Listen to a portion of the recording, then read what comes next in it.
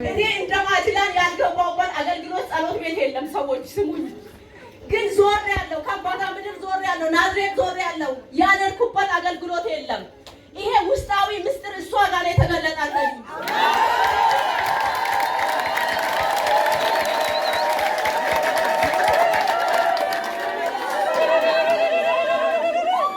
ለሰው የማይቻል እግዚአብሔር ይቻላል።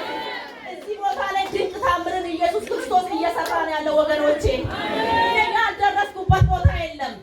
በሱዳን ዞሬ በናዝሬት ዞሬ በቆቦ ዞሬ ያልደረስኩበት ያልገባውበት የለም። ጸሎትም ቢሆን እንደማዚላን ዓለምን ነው የዞርኩት።